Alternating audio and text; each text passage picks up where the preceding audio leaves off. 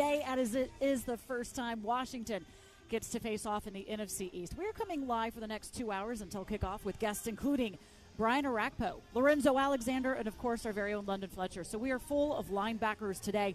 This is Command Center Game Day live on the Commanders' YouTube and social media platforms and broadcasting live on our flagship Big 100 in D.C. and across the Washington Commanders radio network. We also have a brand new broadcast location on the Bobby Mitchell main concourse in the south end zone by section 232. So if you're here coming out to FedEx Field, come by, see us, check out the show. We'll have legends joining us throughout the season and on our pregame stage right here. So let's set the stage for today and what we are expecting from this. Washington had a tale of two halves in Detroit, losing 37-26 last Sunday after falling behind 22-0 at the half. But they showed they can put up points, putting 27 up in the second half of the game. It was just too little, too late. Meanwhile, the Eagles dominated the Vikings 24-7, picking off Kirk Cousins 3 times on Monday Night Football. Bram Weinstein joins me now. He's in the booth with us calling the plays all season long. Okay, Bram, we're a little confused after last week, wondering what happened in that first half for Washington. Meanwhile, we got to on Monday night. Watch, man, these Eagles under Jalen Hurts, they are one of the hottest teams in the NFL right now. Where do you see, first off, this play? How do you see this playing out? First things first, and I'm glad you're having all the linebackers on because I want to hear what all of them have to say today. This is a linebackers game. This is an assignment game. This is a game where you have to stop one of the best RPO offenses in the NFL and currently the best offense in the NFL at 470 yards per game. Jalen Hurts, the difference this year for him is he is far more accurate than he was a year ago. The addition of A.J. Brown has done wonders for their offense in the middle of the field. They're asking the linebackers to make very quick decisions. The ball's either going to Sanders, Hurts may keep it, but oftentimes more than what he was doing last year, he throws the ball. And he's looking for Brown, he's looking for Smith. And if the linebackers come up and bite on the run, Brown and Smith are behind them. If they play the pass, all of a sudden you got to catch Sanders. Washington's giving up over 7 yards per carry. Philadelphia's got the best rush offense in the league. They have to fix the mistakes today. They're going to have to make a lot of clear-cut decisions early in this game to try to slow them down. And offensively, I think the good news is we have seen a very resilient bunch and a group that can score fast. And we have not had that in a long time. So let's hope for that first half last week on offense was an aberration, and we get more of what we had in the other 3 halves so far in this season. It was definitely a head-scratcher to see how they came out just so slow in that game. They should feel the energy here at FedEx Field with the home crowd. It's going to be a packed house here at FedEx Field as well. Now, we know the Eagles fans do travel well, and we heard Nick Sirianni, their head coach, just his second year with them, led them to the postseason last year, trying to do that again, say he wants Washington to have to go on a silent count in their own house.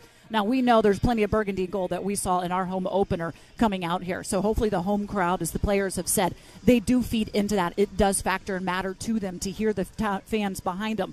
And this time as well, it factors in for Carson Wentz. Yeah. He says he usually comes here and he would get booed. Now he comes, and, of course, it is a different story as he spent 5 seasons with Philadelphia, being drafted by them, and won a Super Bowl year with them as well. What are you expecting from him coming into this? Because he said there will be more emotions. There has to be, as this is a team he's going to want to play well against. I'm really not worried about him emotionally. I actually think it'll be more interesting to hear what he has to say coming up for the Colts week than the Eagles week. I think he's had to answer these questions for 6 months. I think what happened this offseason with Indianapolis is far more confusing probably to him, and it is to us too, than what happened in Philadelphia where the writing was on the wall. And on the idea that the Eagles fans are showing up here, and they do, this year feels a little different with them chartering buses with the sole purpose of coming down here to try to get to him. Like, it feels sophomoric. It feels disrespectful. And frankly, I hope the players in our locker room see that, feel that, and encapsulate that today. I'm mad about the way they're talking about coming down here and being disrespectful to our organization, how they're being disrespectful to somebody who had a really good career for them. And sure, it didn't work out in the end, but as you pointed out, they won a Super Bowl. He was 10-2 when he got hurt when they won that Super Bowl. He did nothing wrong for them. He's been nothing but professional. Like, I think our experience with him, it's been total clean slate for me for everything I've heard about him. And through the first 2 games, he's been excellent here. So I'm rooting for him hard today. And I think everybody who comes down here that is coming with that explicit sophomoric, like, ideology to come down here and get on him, No, it's disrespectful, and hopefully today this crowd shows up in favor of Washington and shows what kind of resolve we as a fan base have. Yeah, they put a billboard saying, "We're coming for you, Yeah. Carson." Of course, the players hear that. I know the players in Philadelphia said they want to go out and just play a good game. Not a lot of carry over from Philadelphia, but it's the fan base, of course, that's bringing that as well. Meanwhile, Carson says, look, he understands there's going to be a certain amount of emotions, but it's a game to go out and play. Terry McLaurin says the same. All his different position players say, yeah, we want to win every game. And that's the motive behind this, not necessarily just wanting it for Carson, but wanting it because if you want to win and get to the postseason and win your division, it starts today as well. Washington, though, is going to have to do it with a lot of guys being uninjured. Yeah. The injury report. Where do you think we stand on the offensive line? Chase Roulier is put on IR. He's going to be out as we still kind of continue to see the depths and the length of just how badly that injury is for him. So you have Wes Schweitzer coming in playing center. Now, one of the things about that is he did during camp because Chase Roulier, as Scott Turner, offensive coordinator, was saying he did get plenty of time with Carson in that while Chase was working his way back. So there is a little bit of familiarity there, but there's a lot of different shuffling on that line. There is, and it's obviously a big deal. I think the Eagles are going to bring a lot of pressure, probably not unlike what Detroit did. It was problematic for Washington last week, and they have a hard time getting pressure with their front four. Schweitzer did practice as the center throughout the spring into the summer as they waited for Roulier. Now that he's back, I think that's very important. And the rest of the guards, we'll see. Is Sadiq Charles ready to play a little bit if they need him, if they start rotating people? My bigger concerns on defense is William Jackson III playing today. He was out in warm-ups. He went on the injury report, yesterday with a back injury. And the defensive line is very thin right now. They lost Casey Toohill. They lost Daniel Wise. They've lost Fidarian Mathis. They have a lot of young players behind the other guys. John Allen played more snaps than they wanted him to because of a groin injury. James Smith-Williams has an abdomen injury. They're very thin here, so the rotation is going to be very thin. We're asking a lot out of this defensive line, especially against an offense like that runs the ball a lot to take rep after rep after rep and keep them in this game. Injuries are a big deal today.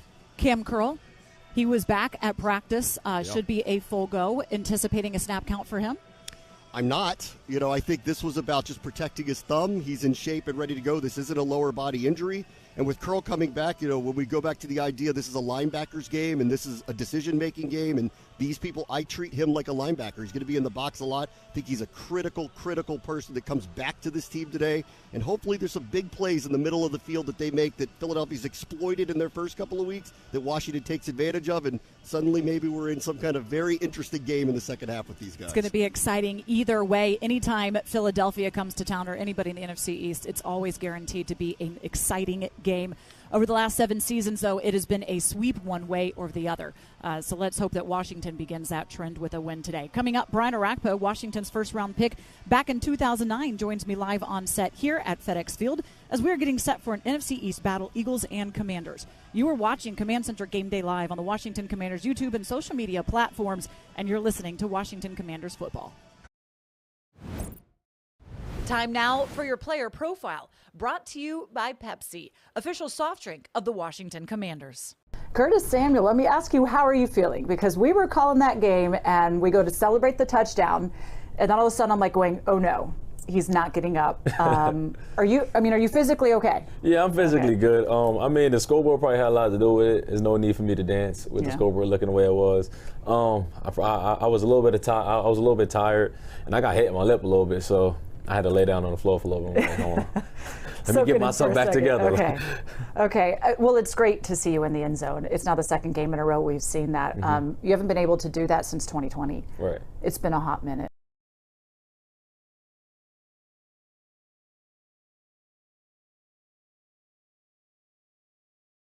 For you, how does it feel to kind of to be back doing what you know you're capable of and what this team brought you in to do? It feels amazing. I'm thankful to be able to score the touchdowns. Whenever I get the opportunity to get the chance, but pretty much it's all about scoring the ball. Just winning the game. So whether I do it, I block for somebody else to do it. That's all it's about. I'm definitely grateful, to be able to keep scoring touchdowns 2 weeks in a row after everything I've been through last year. But I'm just grateful for the opportunities that Coach give me, and trusting me to make those types of plays. Would you say you're the best dancer on the team? By far. Yeah, of course. If I asked Chase Young, he'd say the same thing. Exactly, but right? They got a dance battle with me. We could do it. What about between Terry or Jahan as well? Yeah, Terry. I ain't gonna lie. I haven't seen Jahan, but I know Terry can dance a little bit. He might not pull it out, but Terry got some moves. Yeah. From you, right? I taught him a little bit in college. Curtis, thank you. Thank you so much.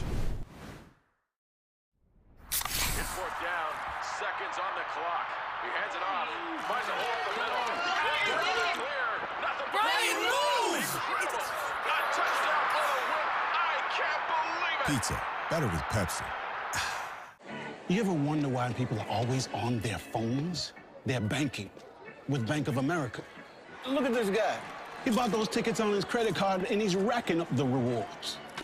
She's using Zelle to pay him back for the hot dogs he's about to buy. That's going to bring it to And a the close here announcer? after 3. He's not checking the stats. He's finding some investment ideas with Merrill. And third, as you know, in baseball means 3. Digital tools so impressive, you just can't stop banking. What would you like the power to do? Finding the Honda you really want just got easier. With a longer limited warranty, so long. And complimentary oil changes within the first year. You've never been more at peace than with Honda Certified Pre-Owned.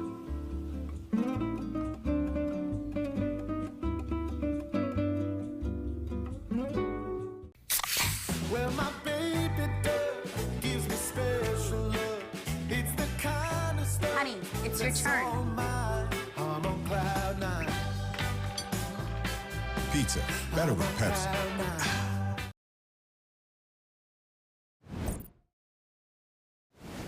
A lot of different activities and things to get excited about as you are working your way out here to FedEx Field. If you are coming out, come by and take a look at our show. Join us here. We are near Section 232 on the main concourse underneath the big Jumbotron. Brian Arakpo is going to be coming to the game. Unfortunately, he got a little delayed getting in here, so we're going to take a little bit of a turn here, and we're going to bring you a conversation that I had with Curtis Samuel. He has been one of the stars so far early on in this offense. Of course, last season he dealt with multiple injuries that limited his production, his time being able to get on the field, and what he was able to do when he was there. We have seen so far what a healthy Curtis Samuel is capable of, and it's electrifying. 133 total yards, 2 touchdowns. He had 7 receptions in the opener and 8 receptions against Detroit, and will get his work cut out for him today as well. Here is that conversation. It's great to see you in the end zone. It's now the second game in a row we've seen that. You haven't been able to do that since 2020. Right. It's been a hot minute for you. How does it feel to kind of to be back doing what you know you're capable of and what this team brought you in to do? It feels amazing. You know, I'm thankful to be able to score the touchdowns. You know, whenever I get the opportunity to get the chance, but pretty much it's all about scoring the ball.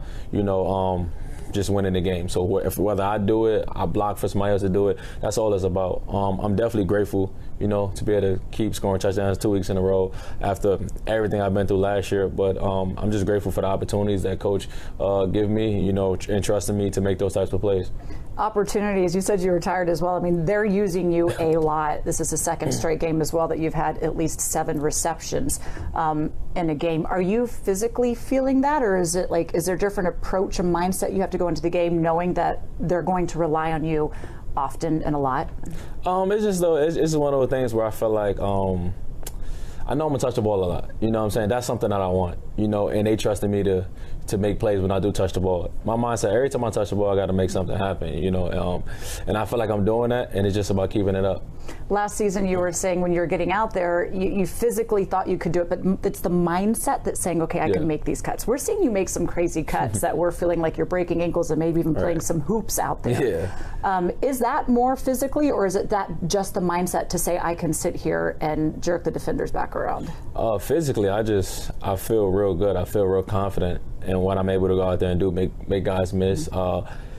Make those quick, fast cuts. You know, last year I didn't have the confidence, and I know I couldn't do it. You know, this year is a little different because I have the confidence and I know I could do it because I've showed myself throughout the whole offseason. I did it in OTAs, and I'm continuing to do it now. It's exciting to watch. Oh, it's amazing. I mean, you're in that room with Terry McLaurin and Jahan Dotson. They do some outstanding, amazing catches as well. Yeah. But, like, do you guys kind of talk a little about that? No, it's just one of the things. Okay. We got 3 guys in our room. Matter of fact, I can't even say 3. We got a whole room of guys. You know, a lot of guys. Everybody got their impact. Everybody make plays all over throughout the field. But, you know, when we're out there, it's just one of those things where we're just relying on each other. You know, when somebody make a play, it's like, all right, good play, you know what I'm saying? And then when I get my chance, I'm going to do the same thing because we know we got the skill set and we got the talent, you know, to be able to do things like that. What have you seen from Dotson? Because there's sometimes he brings that ball down and we're not sure how. Even Santana Moss at times will say, I'm dropping that. No, hands. Yeah. He got hands, and he's done it throughout training camp, OTAs, and he's continued to do it now. You know, you put the ball anywhere around him, you know he's going to make the play. And, you know, to have that type of skill set as a rookie, that's special. And there's times where even in the game before I was saying, like, Terry McLaurin, he makes some catches that he kind of makes it look easy, but you know there is no way in the world that he probably should have been able to get that as well. Right, yeah. The faith and trust that you have kind of in that room with each other, knowing that anybody out there can make any given play. Yeah, I mean, like I said, we got a bunch of guys that can really do something out there on the field, and I feel like that helps our offense a lot. You know, people can't really double team or like try to key on one person because we got so many guys that can make plays. And I feel like that's the great thing about our room. We got so many guys that can do so much. And also going back to the contested catch, you know, Terry, high contested catch rate last year. You know, that's a guy that got great hands, and, you know, he's making big time plays out there. You know, I try to just make it easier on them and just make my little catches and make somebody miss and get it going. It's fun to watch. I know we've been waiting kind of for a while to be able to see there be offensive options out there. What is it that Carson Wentz brings that kind of helps you guys out as well? You know, just a big body, you know, a big body guy that's going to just stand in the pocket. You know what I'm saying? It's just one of those things where I can see him, you know, and it helps the offense out a little bit. You know, he's willing to take a hit and deliver the ball down the field. All right, 27 points should be enough. Was not. What is it you guys need to do to be able to say, okay, we know what we're capable of. We're capable of putting up over 300 passing yards because of the options that you guys have, to make sure that that's something that is consistent throughout the game. Where is that challenge? We just got to put a full quarter hard-fought game together. You know, first half it wasn't the best, and it's hard after not having a great first half to come back out in the second half and try to like just make something happen. You know, as long as we put 4 good quarters of football out there, we give ourselves a chance to win. You come here having familiarity with Scott Turner and the offense that he kind of wanted to run as he takes over. How much does that kind of help what you want and are able to do here, being familiar with his offense? I think it helps just because he's familiar with my skill set, and like he's not afraid to try different things, you know, just because of the fact that I've been around him. He's seen the things that I do. He trusted me to make those types of plays, so he'll line me up anywhere and be like, and he trusted me to make the plays, you know, and I feel like I've been doing a good job of that. We keep talking how there's just one ball to go around. You've been on the better end of that a few times. We've seen a lot of you guys are.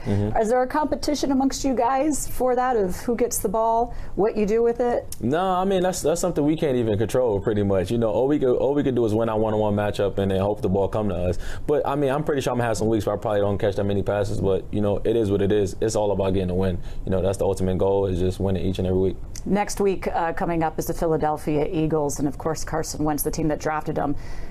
Do you anticipate this game being more emotional for him, and do you guys try to kind of help do anything in that situation? I'm pretty sure he's going to have some type of emotion, just as far as everything he's been through, you know, with the organization. But I mean, it just comes back to us. It just starting this week at practice, you know, just getting back on track and, you know, just feeling good out there, enjoying ourselves. Don't let one loss, you know, tear us down. Let's just keep dancing. That's what I do. And keep enjoying each other's company and go out there, continue to make plays. Yeah, we want to see you dancing after those touchdowns. Hopefully there's a situation for that. Would you say you're the best dancer on the team? By far. Yeah, of course. If I asked Chase Young, he'd say the same thing. Exactly, that, but right? They got a dance battle with me. We could do it. What about between Terry or Jahan as well? Yeah, Terry, I ain't gonna lie, I haven't seen Jahan, but I know Terry can dance a little bit. He might not pull it out, but Terry got some moves. Yeah, from you, right? I told him a little bit in college.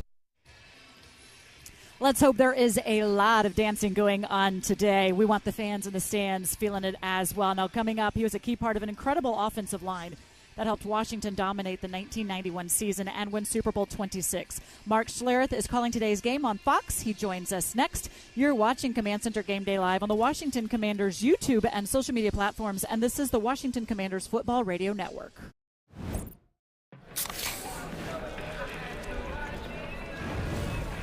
Dude, fire. Grill master, huh? Burgers, better with Pepsi. This is Maya Titan. She's smiling because her small culinary supply store, Titan's Pans, is up and running. And this is NFL star Derrick Henry, accidentally tagging Titan's Pans instead of his loyal fans. Which, very unexpectedly, has her business trending. And trending, and trending, and oh my. And there goes the internet. Good thing Maya uses FedEx to help prepare for unexpected demand, because you never know what's next. finding the Honda you really want just got easier. With a longer limited warranty, so long. And complimentary oil changes within the first year. You've never been more at peace than with Honda Certified Pre-Owned.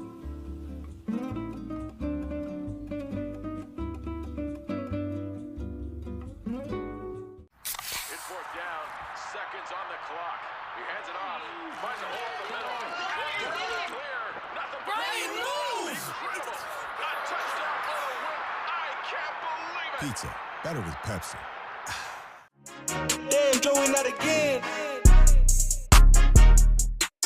Absolutely. Always, from a young kid, I knew I was going to be able to have the opportunity to play in the NFL. Like I said, the size. Yeah. But I had a good mentor in Tyrod who I kind of got to sit back and learn from him for 2 years, understand what it took to be a quarterback. He got dinged up one game. I came in, made a couple throws, and he came back in.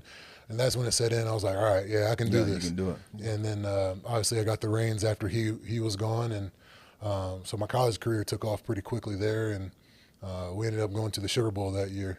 It was a blast. But Blacksburg, special place. It was special. As an opponent going in there, obviously I never had to do that. It's loud from jump to the end, man. It's always it's a cool tough place to play. Yeah. But you mentioned being loud from the beginning into the Sandman. I don't think there's a better atmosphere in college football than when they play that Into the Sandman. What was it like being in that environment and they play that Into the Sandman? Yeah, man. When we were rolling and it was a night game, so in that tunnel, so we come out the tunnel, right? In the tunnel, you can't hear any of the music. Only thing you can hear is the vibrations. So it's just like the tunnel's just. Don't remind me. Don't remind me. You can't hear anything except for vibrations. And then when you run out, then you get to see all the smoke, all the fans, and it's just it's numbing loud. It's crazy loud. The cool thing about that I learned, becoming a junior, I was a captain. Senior, so the captains go out and you don't come out in the tunnel. So getting to watch your team run out, yeah, that was different.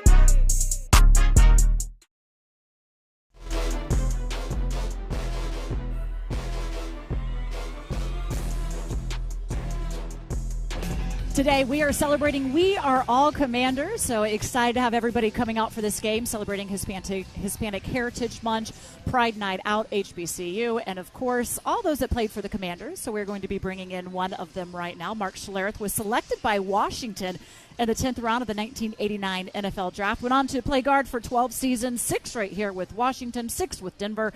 Was a Pro Bowler in 1991 when Washington dominated the NFL on the way to a Super Bowl 26 championship. And then he went on to win 2 more Super Bowls with the Broncos. Mark, great to have you back here with us. You're going to be calling the game for Fox. Appreciate you taking some time out. You guys celebrated the 30th anniversary of that Super Bowl last season. What sticks out to you most about that team that made them so dominant? Well, I think it's one of the best, and Julie, it's great to be with you, but I think it's one of the best Super Bowl teams in the history of the game. And it wasn't so much about superstars. It was really about the way we controlled the game. Both offensively, running the ball, Rippon had an unbelievable season, over the top to, guys like Monk and Gary Clark and Ricky Sanders. And so that part was incredible. And then obviously one of the top 5 defenses, top 5 offense, top 5 special teams. I don't think it's ever been done in the Super Bowl era since or before. So it was a complete football team. And I will tell you this, we reminisced about that. Probably in March, we had Joe Gibbs and about 30 of us on this 30th anniversary Zoom. It was so great to reconnect. But Joe Gibbs talked about the fact that we gave up 9 total sacks as a football team in 19 games on the way to a world championship, which has never been done before. It's just amazing accomplishment. And some of that offensive line, obviously guys like Donnie Warren at the tight end position, then Mark Rippon getting rid of the ball. It was a phenomenal football season. And that's why the Hogs are so loved around here, as that offensive line kept that quarterback upright. Look, you mentioned Monk, Clark, and Sanders. Let's talk a little bit about today's game. We have Carson Wentz, and we've seen that he has an arm. He can really stretch the field out there. He's got a receiving core of Terry McLaurin, Jahan Dotson, Curtis Samuel. How are you so far seeing this wide receiving core and how they've been working with Carson? Yeah, they've got the potential to be great. And I think one of the things that sets them apart is they can run every route on the route tree. There's not one guy that has, any specific route that he runs well better than the other routes. And, so they don't have to pigeonhole guys into, hey, you're the guy that's running deep dig in routes and you're the guy that's running the flat. They don't have to do that. And then when you talk Curtis Samuel, you're talking about one of the best, most dynamic weapons. And everybody in the league is going to this kind of player, right? A guy they motion in the backfield, a guy that runs the football, a guy they motion out into bunch sets or stack sets, and they try to get him the ball on a bubble screen. But he can also take it deep over the top. I mean, there's nothing he can't do as well. And he's just one of those guys per touch is going to be one of the more productive guys on the football team. So I just think that this is really a strength of the Commanders football team, is that 3-wide set and the way they operate with Carson Wentz as the quarterback. They'll have their work cut out for them today. Darius Slay, James Bradbury is having one heck of a start to the season, along with Avonte Maddox as well. But, of course, if we're going to go one-on-one, I'm going to go for Washington on this. I like being able to see how these guys are willing to operate. Defensively, though, Washington is off to a bit of a slow start. Even defensive coordinator Jack Del Rio says it's not where they want to be, and they're also shorthanded. What are you expecting today from this defense, knowing that Philadelphia comes in with such a high-powered offense, the way Jalen Hurts is running the ball and throwing the ball? Yeah, there's no question about that. He's played exceptionally well, and that's the question. The question mark going into this was, hey, they are so talented on the offensive side of the football. Will Jalen Hurts take the next step? And certainly he has been able to do that so far in 2 games. And remember, a couple of years ago, people tend to forget this, the revisionist history aspect of football. Josh Allen is praised MVP candidate, this, that, and the other. His first 2 years, he struggled. In the passing game especially, as he grew in that offense. And then year 3, he exploded. Looks like Jalen Hurts is on that same type of trajectory. And I don't want to be hyperbolic, but he is on that road right now. He's been exceptional. They're a very talented offense when you're talking about A.J. Brown, you're talking about Devontae Smith, Dallas Goedert, one of the great tight ends in the league. So, they can do everything well. I think one thing for the Commanders that's really going to help them, Cameron Curl being back at safety, down around the box, communicating. Really, he's the guy to me that ties that back end with that front half, right? So that communication skill to get guys on the same page, he's kind of like the whoopee, if you will, the blanket between him and Holcomb and Jamin Davis and all those guys, making sure they tie that together. So I think he's going to be a huge key, not only long and rangy and athletic, but the communication skill is going to be big for them to tie up and clean up some of the explosive 6 last week that they gave up. So I think that's a big part of what goes on today. Yeah, he was saying that he is much more confident in this defense as well, understanding his position and his role as kind of the guy for that. And that's allowed him to be a lot more vocal this year, which we've already seen some coverages kind of miscommunication already going on with Washington, some confusion as well.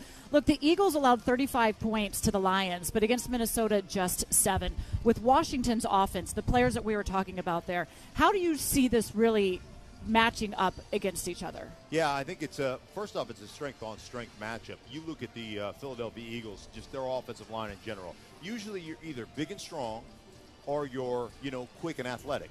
The Eagles are big, strong, quick, and athletic, right? That's a dangerous combination. Usually there's a juxtaposition there. There is none with this football team. So they can pound it. They can shorten your neck in between the tackles. They can get outside and are athletic enough to do that as well. So that's going to be a great matchup because you're talking about the strength of this defense is being that defensive line. Now, they're a bit thin with injuries. They've got some replacements going in. But Jonathan Allen is unbelievable. Deron Payne is a great player. Sweat's a great player. So, that's a strength-on-strength matchup. So that's going to be imperative for this defense to get that going. And then, ultimately, I think they're so dynamic on the edge, our Philadelphia, with that RPO game, that run-pass option, that flagging out and that zone read stuff. So it's going to be imperative to be able to stop that and get off the field as a defense. So, it's just to me, this is a great, NFC East matchup. Excited for it. Philadelphia, we know that they probably travel well, but we're hoping there's going to be plenty of burgundy and gold as well. Mark Schler, thanks so much for joining us. Have a great call on Fox. Julie, take care. I appreciate you. All right, there you go, folks. You can watch it on Fox. You can also listen to the game here with us on Big 100. Our pregame show is presented by the Washington Times, the exclusive reporting and proud partner of the Washington Commanders. Coming up, our captain, London Fletcher, joins me down on the sidelines. Will join us from the sidelines at FedEx Field. You're watching Command Center Game Day live on the Washington Commanders YouTube and social media platforms, and you are listening to Washington Commanders football. Time now for your Fresh Takes, brought to you by Safeway, the official supermarket of the Washington Commanders.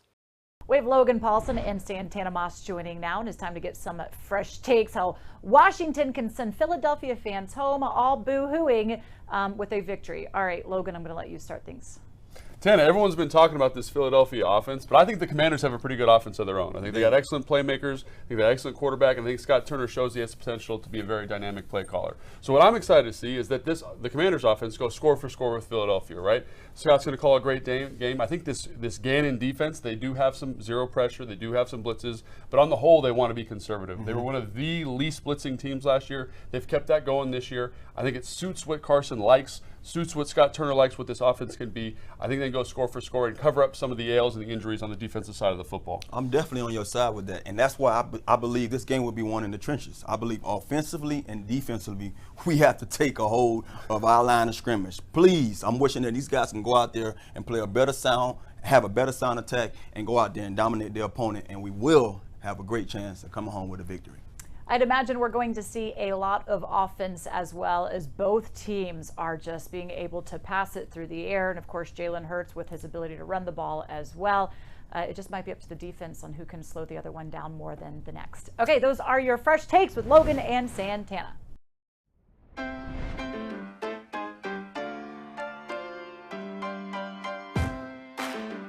From selecting the perfect produce and triple checking its quality to preparing it for you, we have perfected the art of fresh.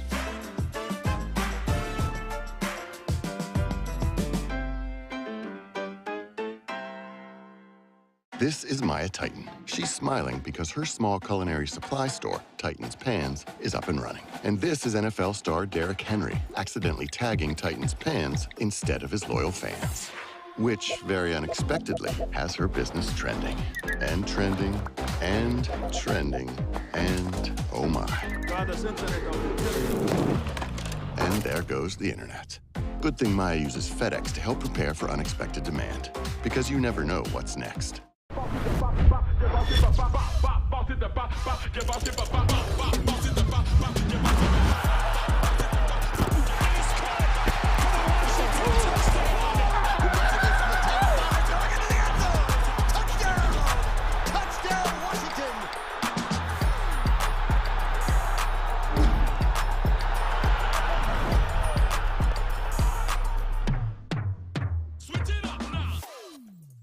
Brought to you by RTS, a better waste company. Find out more at rts.com. Joining me now is our captain, the commander, London Fletcher. London joining us from the sideline down there. So he's getting an up-close and personal look at how the team is looking warming up. London, glad to have you here with us, of course, all season long in the booth as well. When you watch a team on the sideline warm up, can you tell kind of what energy they're going to come out with? Because we cannot have that first half performance that we had in Detroit last week. Oh, yeah, absolutely. As Chase Young just comes up and shakes my hand, he always brings the energy. But, you definitely can have the energy. It feels different being at home. I don't know if you saw last week, Julie, just the energy in the building in Detroit. It didn't seem like it was necessarily what we needed to play in that ball game, and it showed in that first half. But I could definitely see more juice, more energy, more excitement from the guys out here as they warm up. You can see they're ready to play football. I believe they are.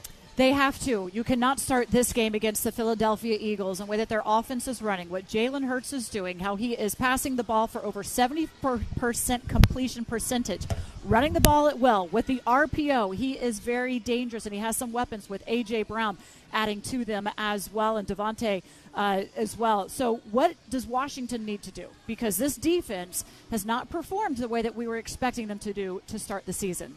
You know, the key word for me as I look at our defense is going to be first and foremost about trust. Trust the guy next to you that he's going to do his job. Therefore, you can go out and do your job. It's about doing your job, and not only doing it well, being where you're supposed to be from a run fit standpoint and also from a coverage standpoint. We've had breakdowns in the run game where guys aren't fitting the run where they need to, or being in coverage where they need to be. That's where our breakdowns have happened. That's where the big plays have happened. We have to be a lot better, especially against this Eagles offense. and the way they can run the football, and then the explosive playmakers they have on offense led by Jalen Hurts. Let's get to some of the inactives here for Washington, because that kind of speaks to what's going to be needed to be done on defense. They're going to be shorthanded, especially on the defensive line. Daniel Wise is out. Casey Tuhill is out. James Smith-Williams is out as well. And then if you go to the corners, William Jackson III is not playing on offense. Chris Paul, the guard, and then Cole Turner, the tight end, is not out there as they wait for them to come back from injury. So with these players down the defensive line and this team being able to run, I mean, they're the second best rushing team in the NFL, averaging almost 190 yards a game. Where do we start? They say just do your job. Do we have the players to do their job, or do you adjust the scheme? No, you don't adjust the scheme. It's too late to adjust the scheme, especially when you think about William Jackson being injured. He just popped up on the injury report yesterday with his back issue. So you're not going to all of a sudden change what you're doing from a coverage standpoint. I was looking forward to seeing him play. Hopefully they were going to match him up with either A.J. Brown or Devontae Smith and let him be at his best and shadow guys play a little bit more man-to-man. But from a defensive standpoint, they're not going to change what they do. They just have to do it better. Within at the defensive line position, you mentioned it, as far as the defensive end in particular, it's an opportunity for somebody to do their job and go out and make plays. F.L. Bada is going to be asked to play a lot in this ball game. He has the potential. He has the skill set that Ron likes. He can be disruptive. This is an opportunity for him to go out and make plays. You know, they've actually been better in third down defense, which was a big question mark and concern coming into the season that we saw through the preseason and all of last year, kind of like their Achilles heel. They are tied for fourth in third down defense. But the problem is they give up those big explosive plays, tied for 27th in the league on that. How do you limit those big plays? It's first and foremost, when you look at the game against Detroit, the first big play that they had was a third down miscommunication between St. Juice and William Jackson in terms of how they were going to play the bunch formation. They didn't play it the way they weren't on the same page. So the communication standpoint, the communication has to be better, and also in the run game, guys have to fit their gaps better. You know, you may help the guys out a little bit from whether it's personnel standpoint or a call standpoint to be a little bit more aggressive, maybe get it a little bit more 8-man fronts as opposed to playing the 2 shell or cover quarters look. Let's get down in the box and say, hey, corners, it's on you guys. We're going to dedicate more of our resources to stopping the run. That's how you eliminate the big plays in the run game, but also in the passing game. The communication has to be better. Okay, communication. That is something that they say that they have worked on and has improved this season. It needs to be on point today for certain. And then the run game. You have Miles Sanders being able to put up plenty of yards, and he runs really well against Washington. In fact, the 2 best games that basically he has in his career were against Washington, where he put up like 160 and 190 yards from scrimmage last season. Jalen Hurts, of course, a much more dynamic quarterback than we saw last season as well. What are you seeing from Hurts this year than when we faced him before? And if you're out there on defense, you're lining up, London, what are you doing to stop him?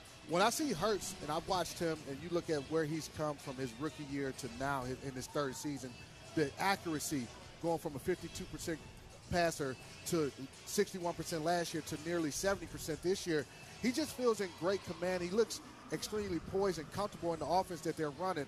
He's doing – you can argue that he's been as good as any quarterback in the league doing what his team needs to win, from running their offense with the RPO games and making the right decisions, whether to throw it, hand it off to the running back, or, running himself.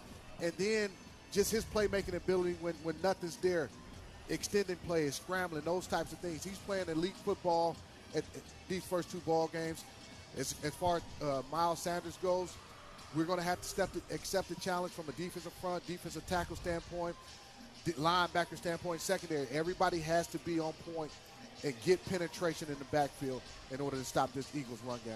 You don't want their best player on the team to beat you, so that means what? Jalen Hurts, A.J. Brown, Dallas Goedert, Miles Sanders. I don't know. They got a lot of guys that have potential to do some crazy damage and make some big plays. Even Quez Watkins is very explosive and fast for them as a receiver as well. Our defense, will have to be coming out strong and aggressive to start it. London, thanks so much. We'll check back in with you a little bit later. And when we come back, we're going to keep it on defense, folks. Fred Smoot, the mouth of the South, is going to be joining us. The former Pro Bowler will hear with me when we come up as we are getting ready for an NFC East matchup. You're watching Command Center Game Day Live on the Washington Commanders YouTube and social media platforms, and this is the Washington Commanders Football Radio Network. When safe drivers save up to 30% on their auto insurance for not answering their phone while driving, they feel like a pretty big deal.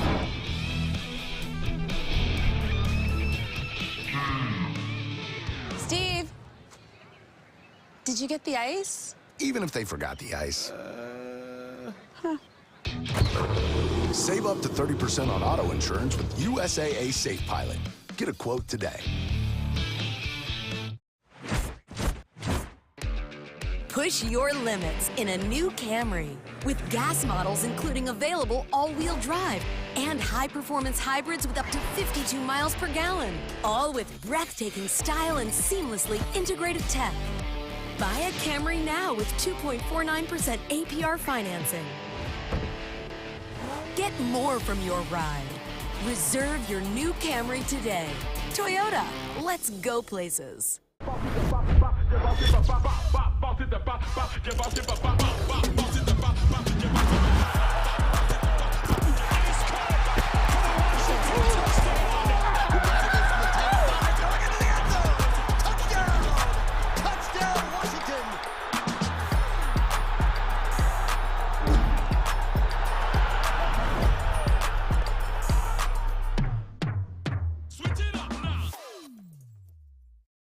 Washington Commanders rookie running back Brian Robinson Jr. was shot several times during an attempted carjacking in the district. 23-year-old was taken to the hospital with non-life-threatening injuries. Good news there. My man! You got my text? Boy, let me tell you. You're a sight from sore eyes, boy. I appreciate that. So you got my text. Oh, man. Good to see you, man. Good to see you. Probably knock some people out. Doing well? What update do you have for us on Brian? Everything's been very positive so far. He'll be seeing the doctors again today as well. And we'll just go from there. And as I said, there is no time. What's up, boy? Take me back. I'm saying. I just got to pull up on her. I'm going to pull up to the hospital. He said I'm on way. He said I'm outside. It was about an hour away. They just told me I couldn't get in. I'm like, something happens like Brian Robinson. Like, how do you guys kind of rally around kind of supporting him and also going about your business? At the end of the day, football does not matter at that situation. Care about his livelihood, care about his mental health, care about all those things. That's first and foremost. I'm glad that he can still be able to do what he loves to do, and that's to be a hell of a football player that he is, and also just be a good teammate, be a brother, be a son, do all those things that he was supposed to do.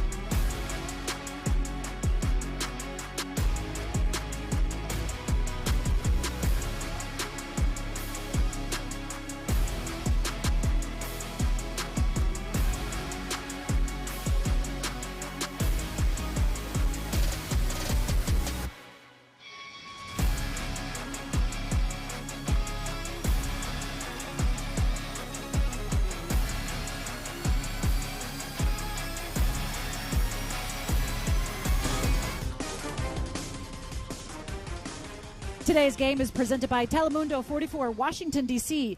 Trabajando para ti. And how did I do that? Because I have Great. the gentlemen that are Great. calling the games on the Spanish broadcast Working here. for you. It's translation. Yeah. Moises is with us here, and Juan Romero as well. So glad to have you guys joining us for this. You have the Spanish Call, which can be found on the iHeart app if you want to make sure you listen into that. And today we are celebrating Hispanic Heritage Month, or honoring Hispanic Heritage Month. So a lot of activations you will see as you come out here to FedEx Field for that. And, of course, we're giving away rally towels. I found my favorite. That have been made by local DMV artists, and of course they all have a little bit of the Hispanic heritage look to them. Yeah. For us, this one means a lot. I'll be honest with you. Tell me. This one right here, just because it represents where our families come from. In our case, El Salvador, right? We're born here in the U.S., but our families came here in the 80s. Yeah, same as the artist that created this, that designed this towel. Very nice. It's a story of many NFL fans here in the area that were born here, but their parents from other countries. And we love having them as fan of the Commanders. Yes. And so often I'll be told that people say, look, we have fans. We are a very global franchise. As the NFL is becoming much more global as well. So we're having a whole bunch of different activations today. What does it mean? I mean, besides the towels, just to honor and make sure we take time out to say, like, we need to represent and make sure that the Hispanic and Latin culture and community feels, a part of the NFL and a part of this team. It's recognition. Yes. In my opinion, it's recognition because there's a growing fan base, a Spanish-speaking fan base here in the DMV. I know that we look at other states, we look at other teams, we look at the Cowboys. We know that in California there's a high number of Latinos. But here in the DMV for the past 30, 40 years, the Commanders have grown a fan base that keeps getting bigger, that want to be a part of this, that simply want to say, hey, we're here, look at us. And now I think Juan's the perfect case because he's born and raised in the DMV. Yeah, I'm born in L.A., so he grew up a Commanders fan, and he can tell you himself what it means to have the team recognize him as part of the fan base. It's definitely a big part of the audience that has, throughout the years, always, supported the Commanders. And now to see the NFL and the Commanders especially recognize that fan base is special. All right, so we have a game going on today. Yeah. You're going to be calling it, both of you here. So let's get to what you were expecting from Carson Wentz, Moises. Hunger. This, I know that people say, well, he played for the Indianapolis Colts. He's going to move on. No, you have that chip on your shoulder. That's the team that traded you. You have something to prove. He's very humbled. He doesn't like to boast. He doesn't like to say, yes, I'm going to go after him or after them. But we know from the outside looking in that he wants this game so bad. Now, the other thing, Julie, and Juan and I talk about this all the time, we need 4 quarters, not 2, not a comeback. This team has the weapons on offense to put a shellacking on the Eagles today. On defense, I think we played probably our 2 poorest games that we probably could play in the season as far as execution, tackling, communication. I think that all gets corrected as the season goes, but especially it starts today. And you have to correct those issues if you want to stop Jalen Hurts. Jalen Hurts, you just mentioned it. What is it that scares you the most about the Eagles? They are 2-0 and one of the most dynamic so far to start in the league. Many people think that Jalen Hurts' running ability is what's going to kill you, but last week he showed it. From the pocket, he was perfect. And he has weapons. The Vikings played a lot of zone defense, and it worked against them. He was finding targets. If you give him time, he's going to find his receivers. And you have a guy like A.J. Brown. You have a guy like Devontae Smith that are looking for their first touchdowns. We hope that it's not today, but the defense has to step up. We know they have the tools. We know that this is a skilled defense that hasn't lived up to their expectations, but they know it as well, and they want to start proving that. It starts today. If you want to be able to play in the postseason and beyond the regular, you've got to win the games in your division, NFC East here at FedEx Field with the Philadelphia Eagles. Come out aggressive, come out hard, and let's send any Philly fan, anybody wearing green, home back to Philadelphia upset. Yes. One more point, Julie. We haven't seen the best of Terry McLaurin this season. It's only been 2 games, but we've seen Jahan Dotson shine, and we've seen Curtis Samuel shine. Right. If we get Terry started early, be careful. Look out. A lot of power on offense for Washington. Thanks so much, gentlemen. Have a great call. Appreciate you stopping by and joining us. Again, you can listen to the Spanish broadcast on the iHeart app for the Commanders. Fred Smoot, I promised him. He's coming. He is here on deck, ready to join me next. You are watching Command Center Game Day Live on the Washington Commanders YouTube and social media platforms, and this is the Washington Commanders Football Radio Network. Veterans, you may have earned a variety of VA benefits. Did you know VA can help you further your education and pursue professional training? The Home Loan Guarantee Program can help you buy, repair, or adapt a home. VA provides housing support if you find yourself homeless or at risk of homelessness. And don't forget world-class health care. Learn more about these and other VA benefits. Visit choose.va.gov.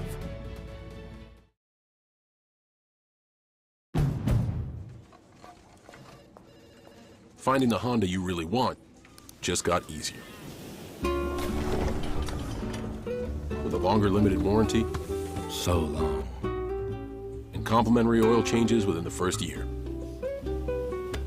You've never been more at peace than with Honda Certified Pre-Owned.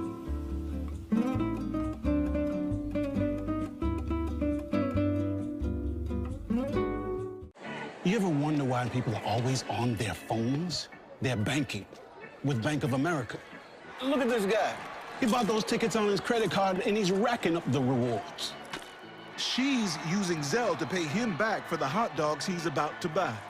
That's going to bring it to a close here after 3. He's not checking the stats. He's finding some investment ideas with Merrill. And third, as you know, in baseball means 3. Digital tools so impressive, you just can't stop banking. What would you like the power to do? Here we are with Eagles insider Dave Spadaro. So, Dave, we got to get into the biggest question. I think that's really been percolating since March. Carson Wentz going to be playing against his former team for the first time ever. I know that there's very few people who are still in the building from when he was there, but, what has the atmosphere been like in the locker room, knowing that the people who are there are going to be playing against their former teammate? Yeah, Zach, I don't think it's a story for the team. I think it's a great story for the media and for the fans, and there'll be thousands of them coming down to FedEx Field on Sunday. But the media have been trying to get something out of the players all week. Players have been dodging the question for the most part, and just saying it's another game. I mean, they've played against former teammates before. I'm sure that they will exchange pleasantries. Carson was a well-liked guy here. There's a lot of interesting matchups for Week 3. You kind of touched on one with the passing attack from Washington. But is there any other matchups that you're looking most forward to seeing against the Eagles? Well, look, I think that the Eagles' run game, which last year led the NFL in ground yards, they're off to a wonderful start this year. It's interesting, like we were having a conversation and people were going, yeah, I think Minnesota did a pretty good job against the Eagles on the ground. And then you look at the numbers and the Eagles had 163 on the ground after putting up 216 in Detroit a week earlier. So the Eagles run game against the Washington run defense, which I think is allowing something like 7 yards per carry. Yep. I mean, it's like an eye-popping number. If the Eagles can take advantage there, it's going to be really tough to beat this football team.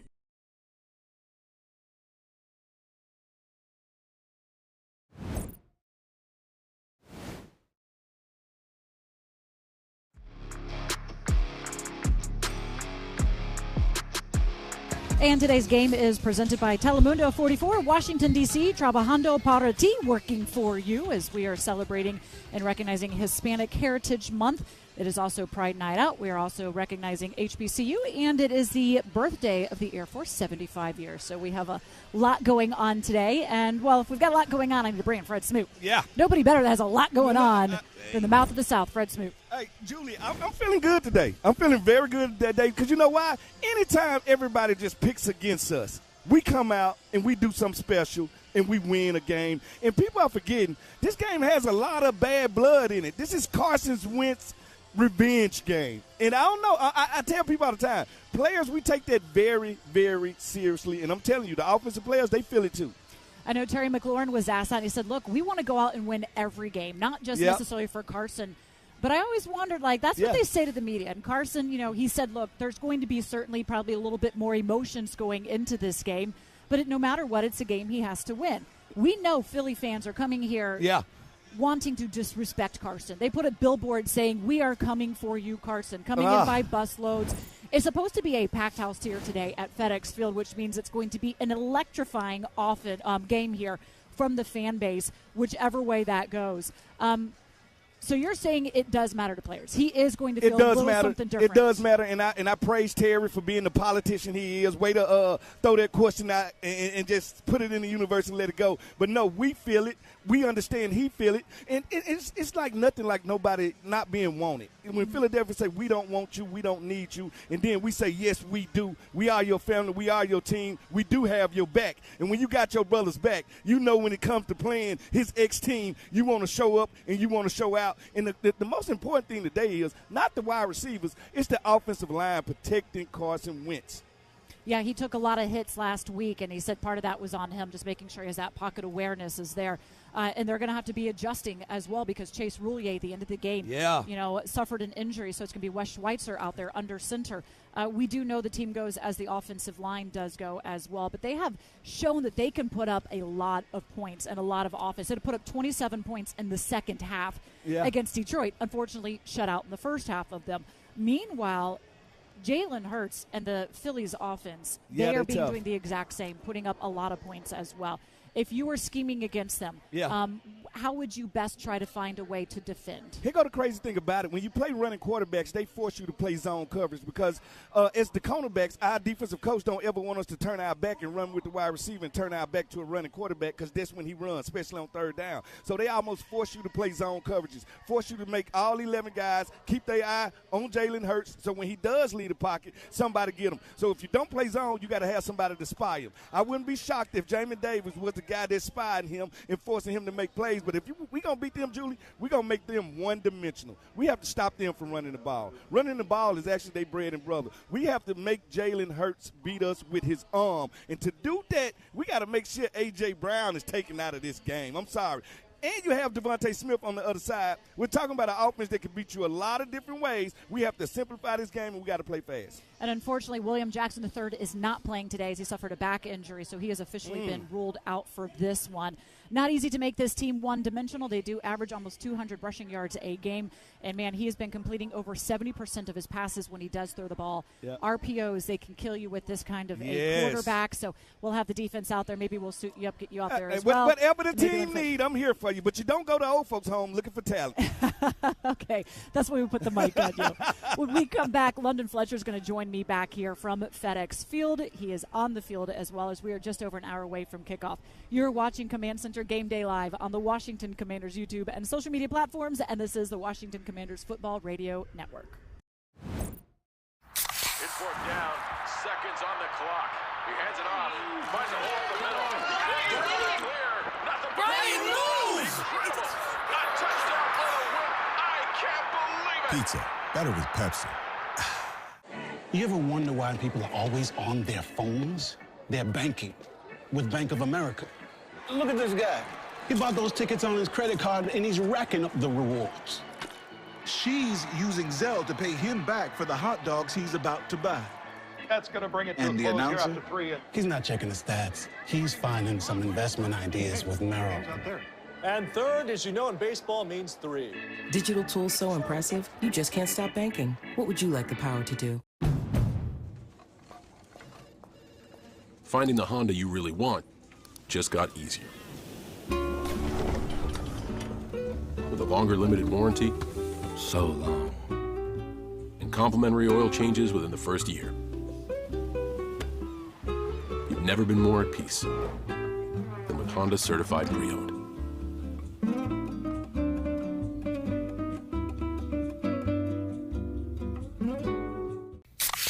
Well, my baby does gives me special love. It's the kind of stuff. Honey, it's your turn. I'm on cloud 9. Pizza, better with Pepsi.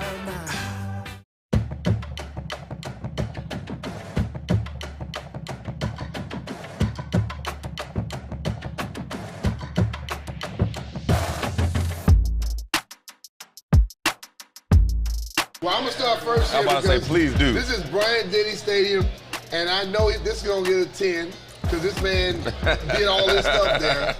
But I'm going to give them, I'm going 8. Nah, explain. Okay. I'm going to go 8. I think that's low, but explain. I absolutely love the stadium. All right. But I think we got shafted by the referees in this stadium. I rolled in there with my little team, and we had 2 touchdowns called back that were not, we couldn't find a penalty nowhere. You got to give Alabama Bryant-Denny Stadium a 10. Easy. If you went there, for sure. It's not like any other stadium. The girls wear nice sundresses and cowboy boots and hats. The guys wear khaki shorts and polos. It's real professional. You know what I mean? Cursing me out, John. That's different. I didn't say how they act. I said how they dress.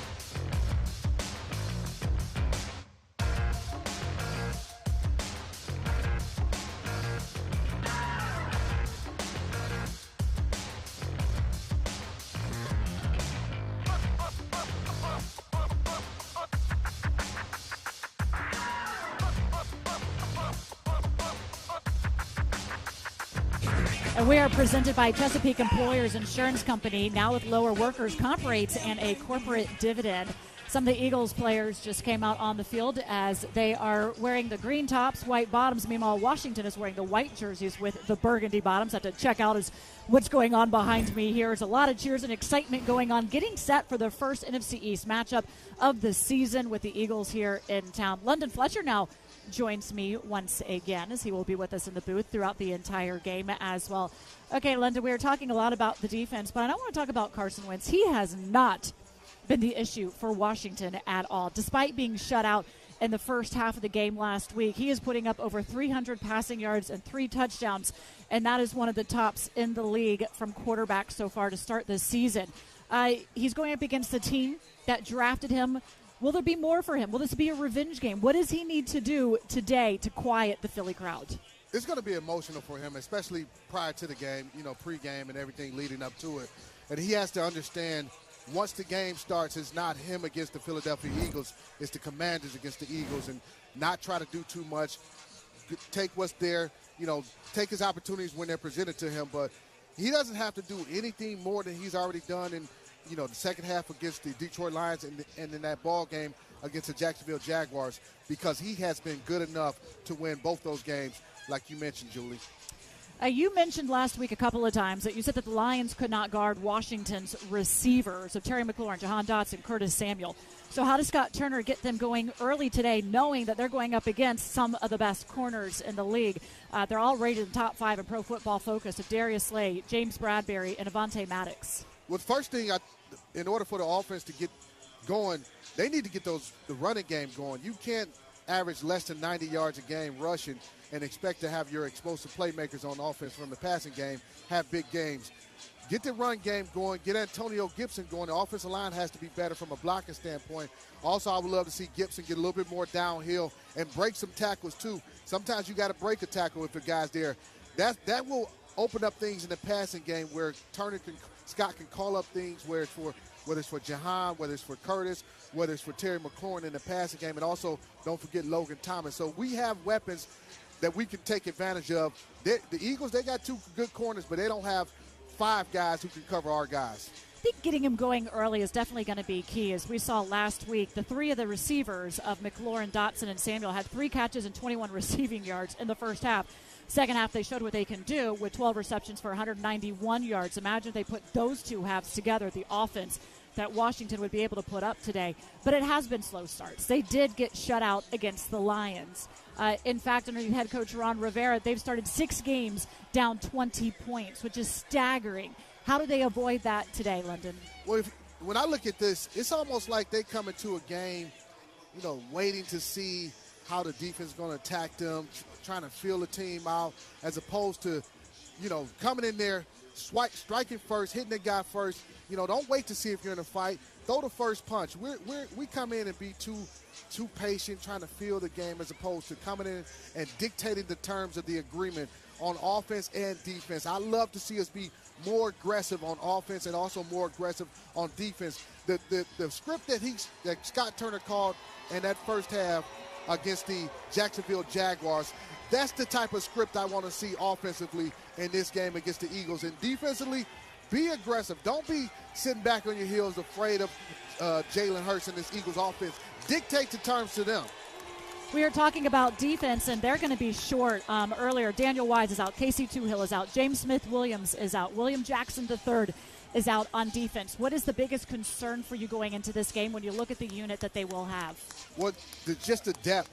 You mentioned all the guys that are being out. Obviously, the defensive end position, when you got Casey Toohill being out and also James Smith-Williams, that's a depth issue for us. And then also Daniel Wise, who I thought was a really good football player for us. So we're missing that depth standpoint on the defensive line. Some guys are going to have to carry the load and step up and play good football for us.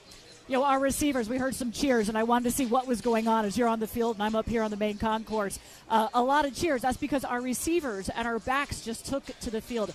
How much will the crowd factor in to today's game for either side? Well, it's more Eagles jerseys here than I would like to see, Julie. I will admit that, but it doesn't matter. We're in our building. Our fans, we have to give them a reason to be excited. We have to give them a reason to cheer and get loud. Our fan base, they will be here. They'll be up and excited, and also hopefully we'll force the Eagles to have to go to silent count and things like that. That is exactly what we want. We heard Nick Sirianni say that he wants Washington to have to do that in their home. Not happening today here at FedEx Field. Thank you, London. Look forward to joining you in the booth for the call. Thank you. And coming up next, our third member of the booth, Bram Weinstein, joins me once again here as we are just under an hour away from kickoff at FedEx Field. You're watching Command Center Game Day live on the Washington Commanders YouTube and social media platforms, and you are listening to the Washington Commanders football. Time now for your keys to winning, brought to you by Bank of America. What would you like the power to do? And we have Logan Paulson and Santana Moss with us. Time to get your keys to winning.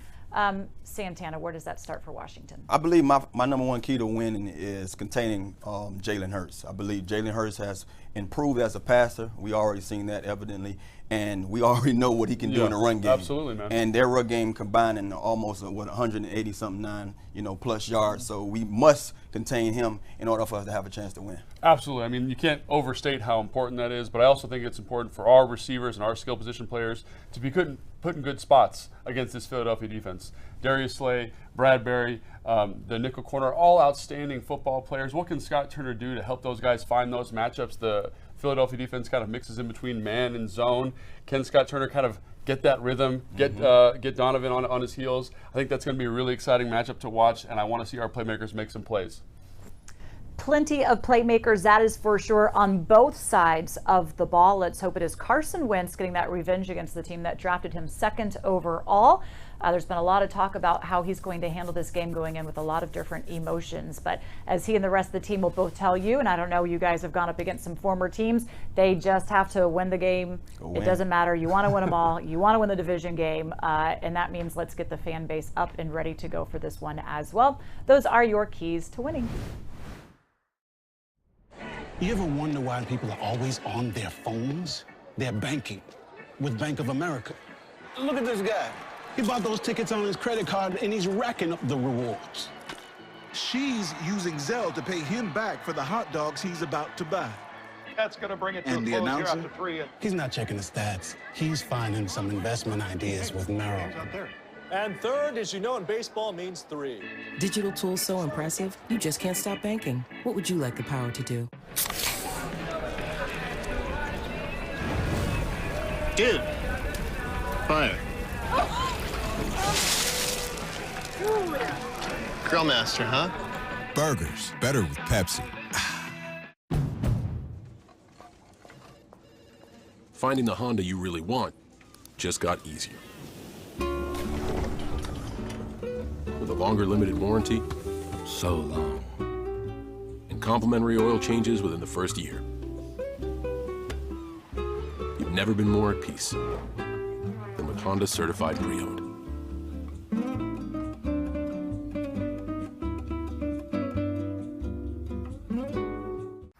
It's 4th down, seconds on the clock. He hands it off, finds a hole in the middle. Clear, nothing but incredible. A touchdown for the win. I can't believe it. Pizza, better with Pepsi.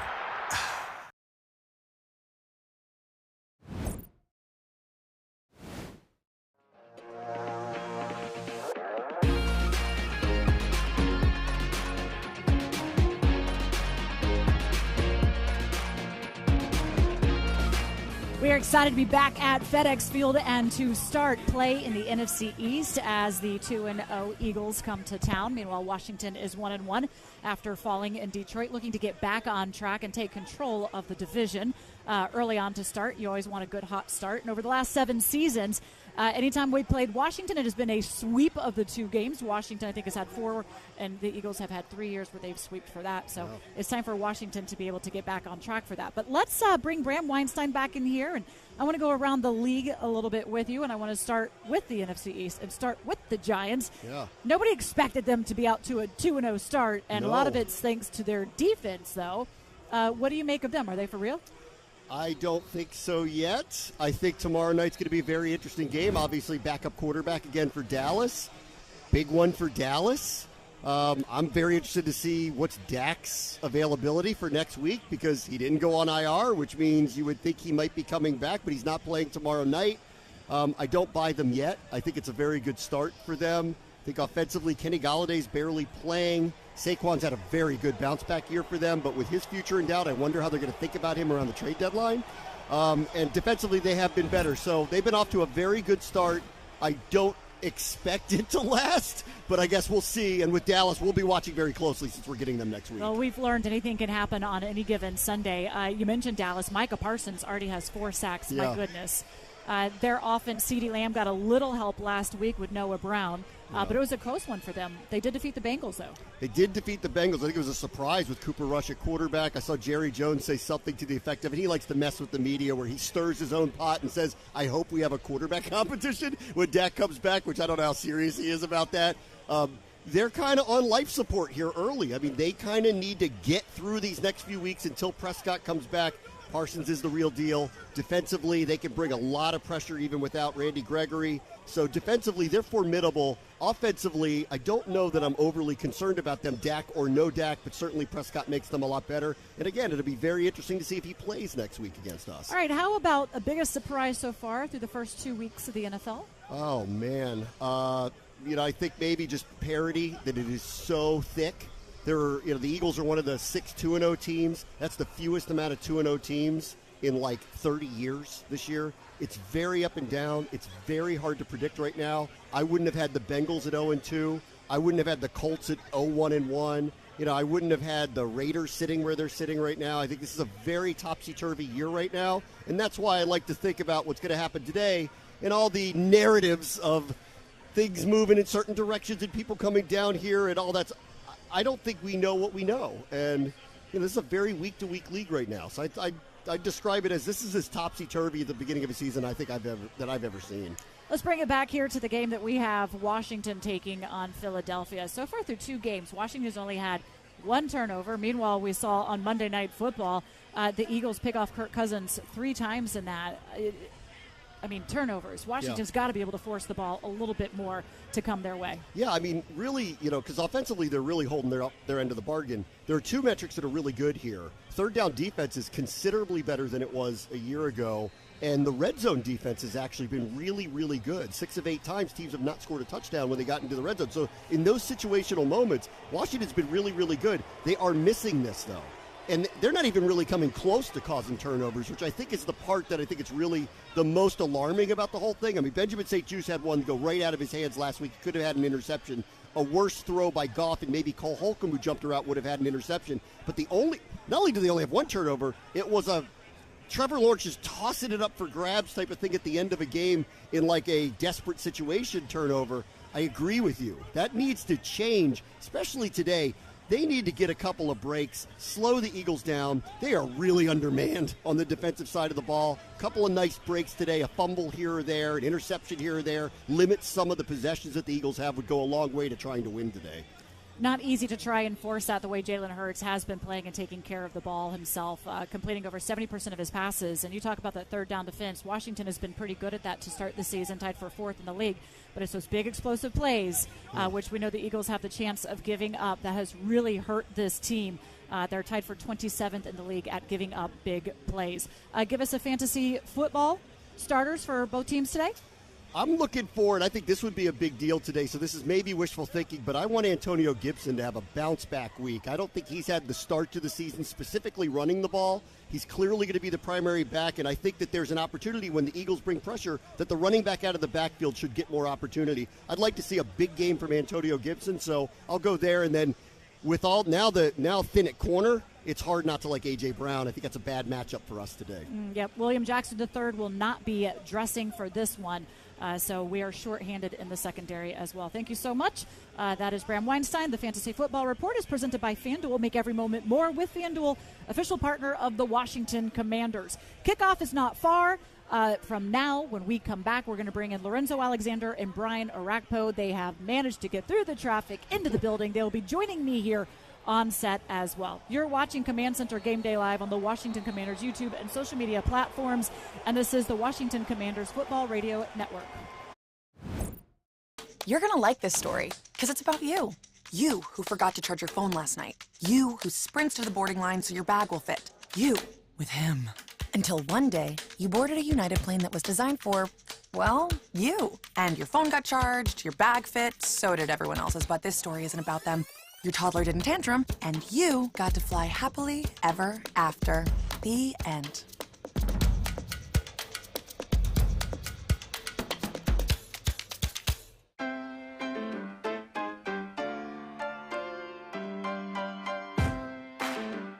From selecting the perfect produce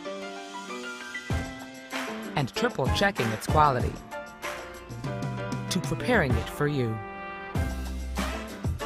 we have perfected the art of fresh.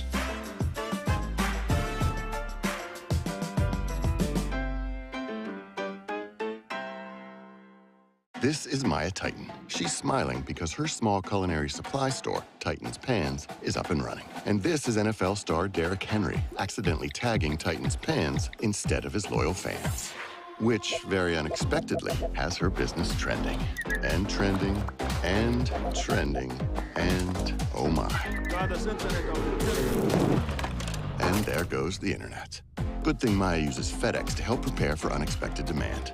Because you never know what's next. Time now to go around the league, delivered by FedEx, where now meets next.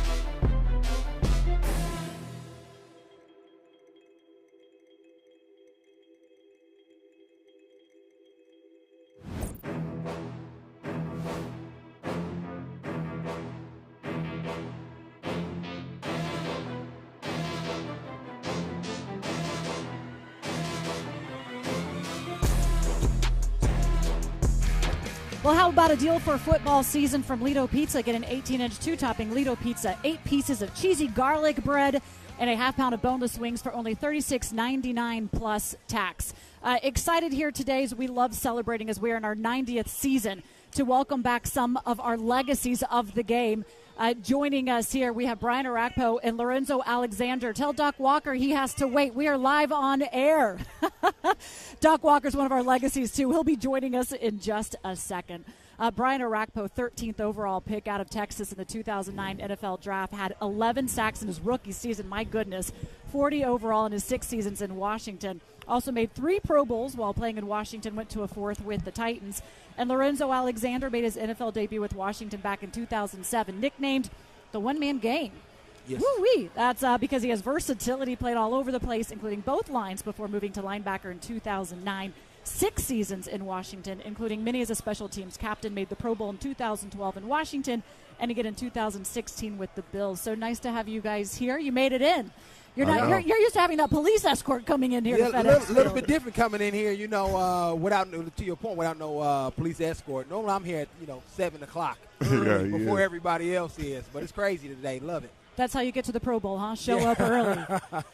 Tell us what you're doing here in town, and we love seeing you with the jackets on, the Letterman jackets, as we love to celebrate our legacies. Yeah, no, I just wanted to come here and support.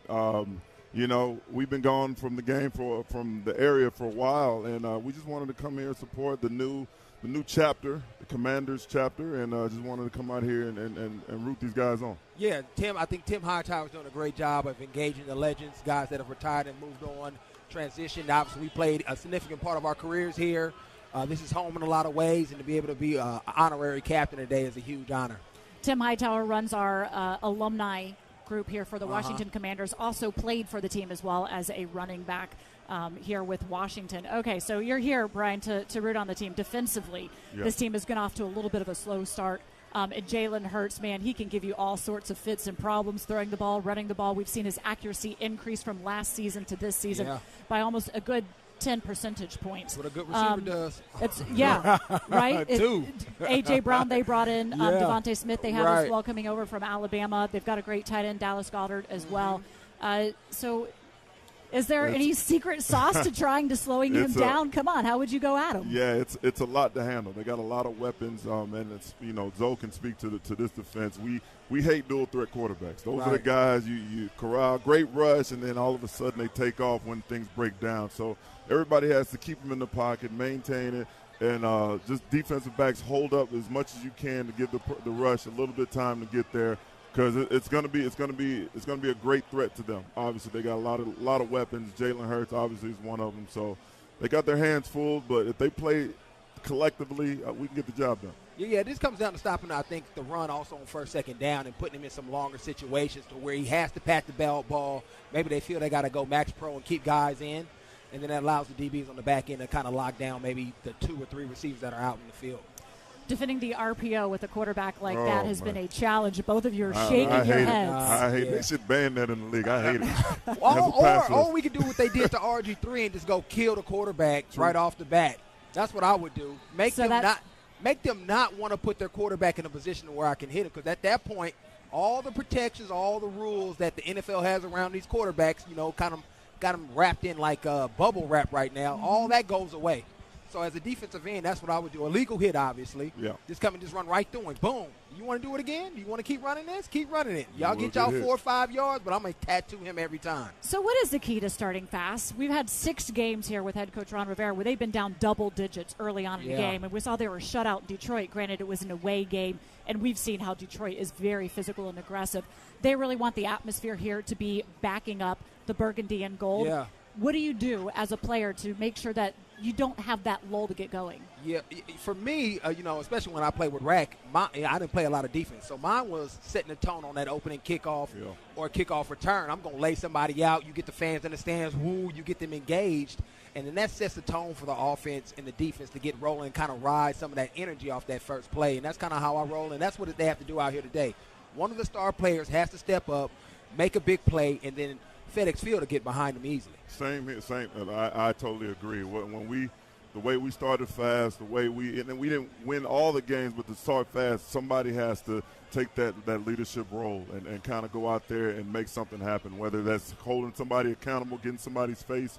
You just can't go out there and everybody's just doing the same thing. Somebody has to take initiative to really be that spark plug. They are short on the defensive line. James Smith-Williams is out. Daniel Wise is out. Casey Tuhill is out. Their rotation does not have the same depth. What is the challenge when you have new guys coming in? You're still trying to learn their name, learn their number, and put them in the system in a game like this where you have to work as that one unit. Yeah, it's hard because, people don't think about defensive linemen communicating a lot, but, like, if you want to run games and stunts, how a guy runs a game or a stunt to be able to feel off of them and still maintain rush lanes, it's a challenge. And so today you just got to hope that guys can maybe, win some of their one-on-ones, which is also hard in this system when you have a guy like Jalen Hurts back there that can run around a little bit. Yeah, over-communicate when you're out there, when you're working with somebody new.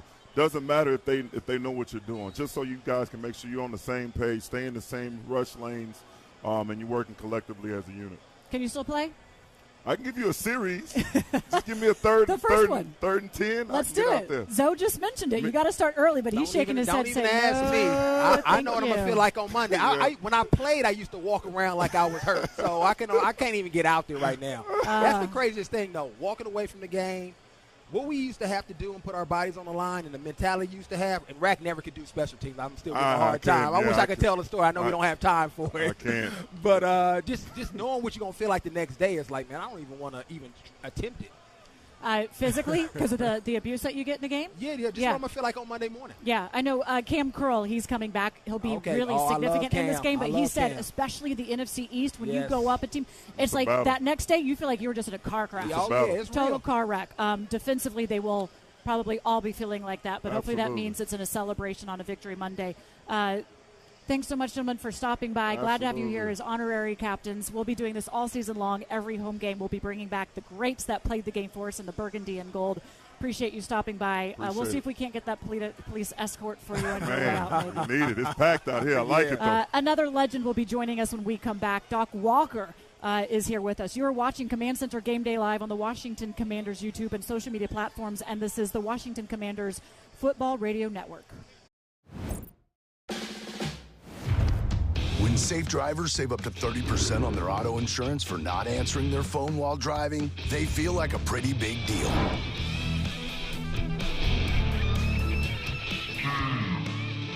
Steve, did you get the ice? Even if they forgot the ice. Save up to 30% on auto insurance with USAA Safe Pilot. Get a quote today. Push your limits in a new Camry with gas models including available all-wheel drive and high-performance hybrids with up to 52 miles per gallon, all with breathtaking style and seamlessly integrated tech. Buy a Camry now with 2.49% APR financing. Get more from your ride. Reserve your new Camry today. Toyota, let's go places.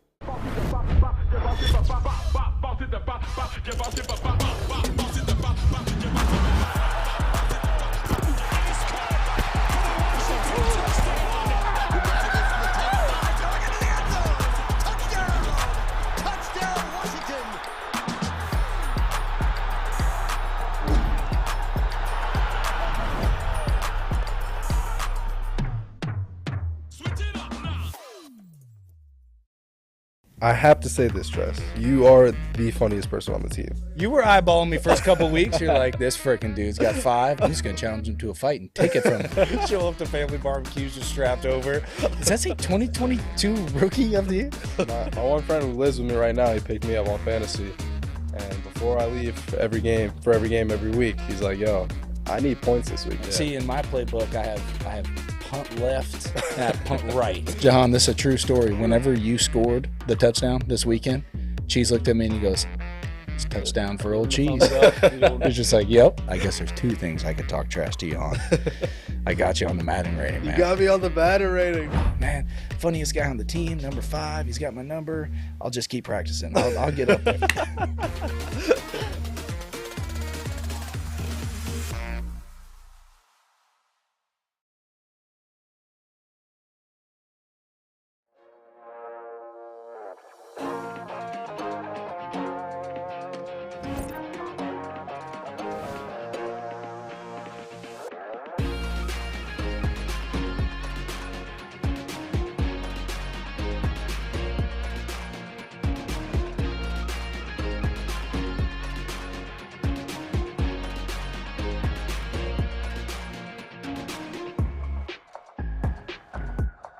The legend keep on coming. We are presented by Victory Van Moving and Storage, delivering excellent services for 75 years and a proud partner of the Washington Commanders. Rick Duckwalker joins me now, the DOC.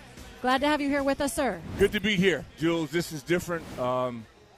This is within the division. If you don't get this, you can never win in this. This is it. This is so exciting because we've got the Giants, Cowboys, and these freaks, and we have to prove to them who owns this division, and this is important. Coming in, most everybody has selected the Philadelphia Eagles to get the victory from the start that they have had, 2-0, a high-powered offense, a very stout defense as well. They went from giving up 35 points to the Lions to just 7 to Minnesota. Jalen Hurts is running on all cylinders. He has weapons to go to. He has an offensive line as well. They have players that can get to your quarterback. So where do we start? If we're going to start, let's start on Washington's defense because they're going to have a big test today. What is it that they need? I mean, where have you been most disappointed by them that we want to see them step up today? Well, overall, their entire performances has been underwhelming. We've got to cover people. We have give up too many chunk yardage plays. We're better than we've shown. We've had some superior effort. There's nobody been closer to success than number 90, Sweat. He is inches away, but it doesn't get it done. So today is time to play up to your standards and prove to everybody that this group is what we thought they could be. How do you go about changing that narrative against the Eagles, who does have Hurts, Sanders, Brown? Realizing that it could cost you your job and it could cost you your goals, that you will not win the East unless you prove to people that you are the beast of the East. We're going to find out. They make enough, don't they? They practice enough. They got all the facilities, all the stuff. So get it done. I mean, I'm sick and tired of making excuses for this team that we have maybe overdrafted. Is it a matter of Washington and Carson Wentz going up against the team that drafted him just outscoring Philadelphia? Yeah, you have to. Because we're elite on the edges. Our wide receivers are as good as some of the guys that I covered, you covered, and I played with some of them. But let's prove it. I thought last week we got kicked in the face. I was shell-shocked early on, but then we recovered. Who we are is who we showed in the second half. That's who we are. 27 points in the second half, of course, shut out in the first half. Not the performance or the start that you would want from this team. And, of course, Philadelphia will not let you be able to come out to a slow start as the way that they've been functioning. You're right. You know, there's a report that came out that Adam Schefter put out there. I just kind of want to get your opinion on this. That apparently the team was in talks and a plan was in place to bring in Jimmy Garoppolo until he decided to have shoulder surgery. What do you make of that? This was around the Combine time, which is around when they were going in and getting Carson Wentz. I believe it. I mean, that's true. I would think it's true. Why wouldn't you have gone after him? Jimmy wins. Everybody likes Jimmy. And Jimmy was at a place where he'll end up better off where he's there because the system he's got that works for them. But that's not going to help us today. It does not, because Jimmy Garoppolo is not here. It is Carson Wentz, and boy, he has been off to a hot start as well, passing over 300 yards with 3 touchdowns. That is one of the tops out of quarterbacks here to start the season in the NFL. And as we said, it's going to be a lot of offense and hopefully way more from Washington than Philadelphia here. Coming up, Deron Payne's big number 94 jersey and uniform is in the Pro Football Hall of Fame in Canton, representing the Commanders' first official game against the Jaguars. London Fletcher's conversation with Deron Payne is next. Thank you so much, Doc Walker, for joining us here. Oh, I thought London was going to play today. I know. That's what I was I've been trying to get for. all these guys to suit up. We need Fletcher on the field. We have been shorthanded on defense. Could use some aggressiveness. You don't play D, though. No. You're watching Command Center Game Day Live on the Washington Commanders YouTube and social media platforms, and this is the Washington Commanders Football Radio Network. Veterans, you may have earned a variety of VA benefits. Did you know VA can help you further your education and pursue professional training? The Home Loan Guarantee Program can help you buy, repair, or adapt a home. VA provides housing support if you find yourself homeless or at risk of homelessness. And don't forget world-class health care. Learn more about these and other VA benefits. Visit choose.va.gov.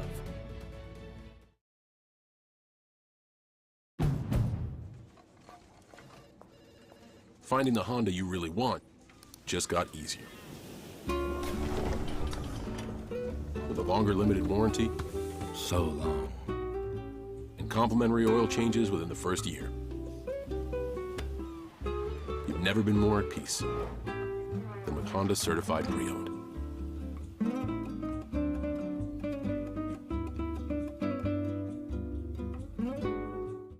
You ever wonder why people are always on their phones? They're banking with Bank of America. Look at this guy. He bought those tickets on his credit card, and he's racking up the rewards. She's using Zelle to pay him back for the hot dogs he's about to buy. That's going to bring it to And a the close here announcer? after 3. He's not checking the stats. He's finding some investment ideas with Merrill. And third, as you know, in baseball means 3. Digital tools so impressive, you just can't stop banking. What would you like the power to do?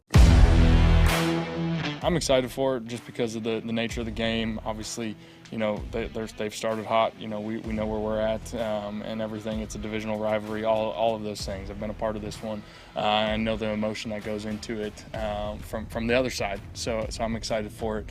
There's just more on the line, I feel like, when you play in these games, and obviously with the history in this division, you know, if you want to be able to win your division, you have to win these games and you protect your home field as well. So, you know, they're a really good team. They're definitely on the hot streak right now. They start off the season really well, and you know, it's going to take everybody's best effort this weekend to try to win this game. We gotta play consistently. Their D-line is obviously their strong suit of their team. Obviously, they've got 2 really good corners, but we gotta be consistent. We gotta block them up front. We gotta get on them in the run game and then make plays in the pass game. Every week is a dogfight, but like the division game, like it's something different, you know, something extra.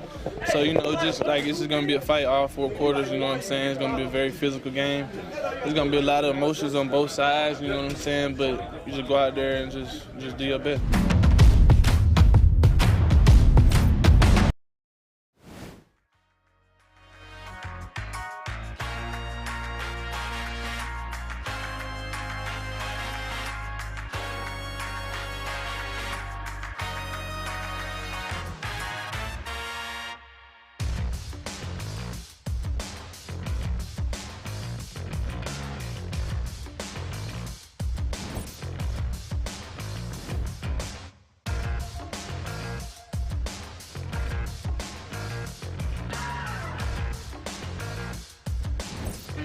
We are brought to you by Window Nation. Buy 2 windows, get 2 free, and pay nothing until 2025. Visit windownation.com.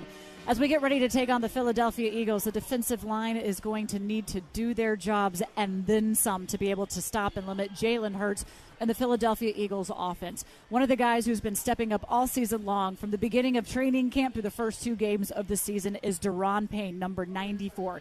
Here he is having a conversation with our linebacker, our captain, our commander, London Fletcher. Daron, man, you're off to a phenomenal start in your 5th season. Sacks in back-to-back games. First of all, I want to know, what are you eating before the games, man? I need some of that. What's the pregame meal? Pregame, I usually get oatmeal, fruit, and a whole bunch of water. Take my vitamins and be ready to go. When you have this type of success that you're having this early in the season, what do you attribute it to? Is it the prep work you've done? Is it your training during the off season? Yeah. Is it the film work? What do you attribute it to? I put in a lot of work during the off season to get to the season, and it's just like now that I have the opportunity to go out there and put it on tape, is like I just go out there and try to give it my all. I know every day I try to be better than I was yesterday. I may try to get more sleep than I did yesterday. May try to watch a little bit more film, eat better. So I just try to up myself every day.